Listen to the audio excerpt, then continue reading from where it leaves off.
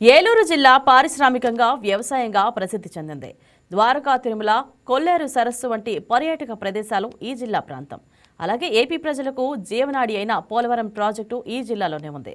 Sir CR Reddy విద్యా సంస్థలు, Ashram medical college, Nuzvid IIIT వంటి ప్రసిద్ధ విద్యా సంస్థలు ఉన్న ఏలూరు జిల్లా తాజా వార్తలను మా స్పెషల్ కరెస్పాండెంట్ మురళి అందిస్తారు. గుడ్ మార్నింగ్ మురళి, చెప్పండి, ఏలూరు జిల్లాలో ఈరోజు ప్రధానంగా చోటు చేసుకున్న సంఘటనలు ఏమిటి? Good morning Indraja.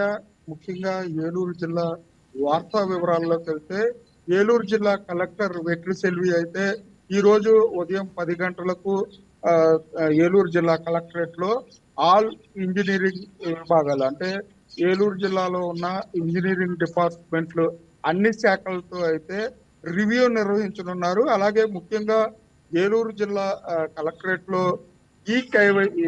ఈ క్రాప్ కు సంబంధించి 2 రోజుల్లో ఆ గడువు ముగియనున్న నేపథ్యంలో ఈ క్రాప్ జిల్లాలో ఉన్న పంటల నమోదుకు సంబంధించి వాటికి సంబంధించి కూడా ఈ రోజు రివ్యూలు నిర్వహించనున్నారు. ముఖ్యంగా ఏలూరు జిల్లా ఎస్పీ అయితే రోడ్డు ప్రమాదాలు తగ్గించడానికి, అలాగే జరుగుతున్న ప్రమాదాల నేపథ్యంలో అయితే హెల్మెట్ లేకుండా ఎవరైతే ప్రయాణం చేస్తారో వారిని అక్కడే, అంటే ఏలూరు జిల్లా ఎస్పీ అయితే ముఖ్య ఆదేశాలు జారీ చేశారని చెప్పుకోవచ్చు. పోలీసు అధికారులు అందరూ కూడా వాహనదారులను ఆపి హెల్మెట్ లేకుండా ప్రయాణిస్తున్న వారిని గుర్తించి వారికి హెల్మెట్ కొనిపించి, అంటే ఫైన్లు వేస్తే మళ్ళీ తర్వాత హెల్మెట్ లేకుండా తిరుగుతున్నారు అనే నేపథ్యంలో అయితే హెల్మెట్లను కొని వారికి అప్పగిస్తున్నారు. మురళి, ప్రభుత్వం ఎన్నిసార్లు చెప్తున్నా, ట్రాఫిక్ పోలీసులు ఎన్ని నిబంధనలు పెట్టినా కూడా ఈ హెల్మెట్ వాడకం మాత్రం అసలు జరగట్లేదు.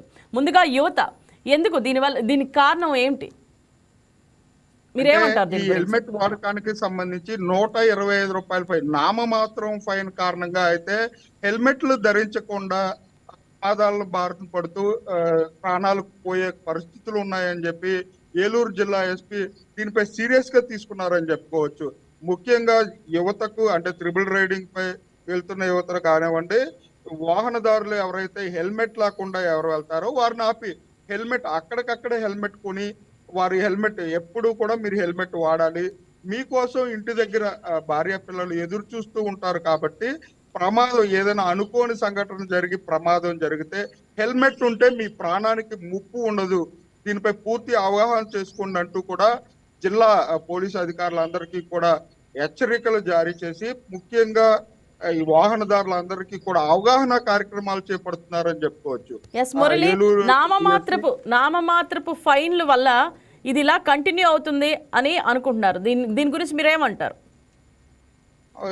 ఎస్ ఇంద్రజ, అంటే 125 రూపాయల ఫైనే కదా మేము కట్టేస్తాం అనే ఉద్దేశంతో అయితే హెల్మెట్లు వాడట్లేదు. దీనిపై పూర్తిగా, అంటే ప్రజా సంఘాలు కానివ్వండి, ప్రజలు కానివ్వండి, భారీ జరిమానాలు ఉంటే ఆ హెల్మెట్లు ధరించి హెల్మెట్లు వెంట తీసుకుని వెళ్తారు. ఈ 125 రూపాయలు జరిమానా కారణంగానే ఈ హెల్మెట్లు ధరించట్లేదు. అంటే ప్రభుత్వాలు కొంత హడావుడి చేసి హెల్మెట్లు కొనిపిస్తున్నారు, మళ్ళీ తర్వాత దీనిపై పట్టించుకోవటం లేని కారణంగా అయితే హెల్మెట్లు వాడకం తగ్గి ప్రమాదాలు బారి పడినప్పుడు అయితే మరణాలు సంభవిస్తున్నాయి. మురళి, అదేదో సినిమాలో భరత్ అనే నేను అనే సినిమాలో ఏదైతే జరిమానాలు కానీ ఏదైనా ప్రభుత్వం నుంచి వేసిన ఎక్కువ ట్యాక్సులు వేసినా అప్పుడు లైన్లోకి వస్తున్నారు ప్రజలు. సో మనకు కూడా ట్రాఫిక్ పోలీసులు కూడా అట్లాగే జరిమానాలు పెంచితే ఇది ఆగుద్దేమో, హెల్మెట్ వాడకం పెరుగుద్దేమో.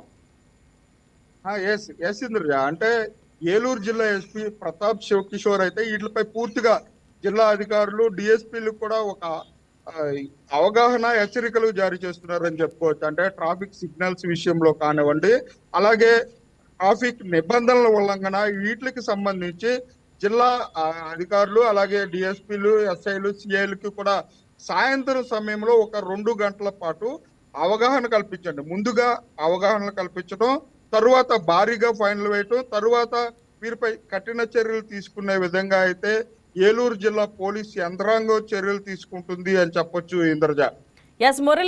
మురళి, మైనర్లకు కూడా బైక్లు ఇచ్చేస్తున్నారు. వాళ్ళు ఫాస్ట్గా డ్రైవ్ చేసి చాలా మంది ప్రాణాలని తీసేస్తున్నారు, వాళ్ళ ప్రాణాలు కూడా పోగొట్టుకున్నారు. దీని గురించి మీరేమంటారు? ముఖ్యంగా స్కూల్ పిల్లలు అంటే 10th క్లాసు ఇంటర్మీడియట్ చదివే విద్యార్థులకు తల్లిదండ్రులకు తెలియకుండానే వాహనాలు తీసుకుని ఇద్దరు ముగ్గురు అంటే కాలేజీలు వదిలే సమయంలోనూ అలాగే స్కూల్స్ వదిలే సమయంలో కూడా ప్రమాదాల బారిన పడుతున్నారు. వీరి కోసం ప్రత్యేకంగా కౌన్సిలింగ్ ఇవ్వాలి. ఎవరైతే విద్యార్థులు బైక్ తీసుకుని వస్తారో వాళ్ళ తల్లిదండ్రులను పిలిపించాలి. వాళ్ళ తల్లిదండ్రులకు అవగాహన కల్పించాలి. మీరు గాన మీ పిల్లలకు బైక్లు కానివ్వండి, మోపెట్లు కానీ ఇస్తే లైసెన్సులు లేకుండా ప్రయాణం చేస్తే కఠిన శిక్షలు ఉంటాయి అంటూ కూడా పోలీసులు అవగాహన కల్పిస్తున్నప్పటికీ కూడా కొంతమంది తల్లిదండ్రుల ఉదాసీనత కారణంగా అయితే విద్యార్థులు అంటే ఇంటర్మీడియట్ విద్యార్థులు కానివ్వండి, 10th క్లాస్ విద్యార్థులు అంటే ట్రిపుల్ రైడింగ్ చేస్తూ రోడ్లపై చాలా ప్రమాదాలకు గురవుతున్నారు అని చెప్పి పోలీసులు ఇప్పటికే గుర్తించారు. వీరిపై కొరడా జుల్పిస్తున్నారు. Indraja. Right, thank you Murali. Please subscribe to YK TV Network. Please subscribe to YK TV. Please watch YK News. Don't forget to subscribe YK News channel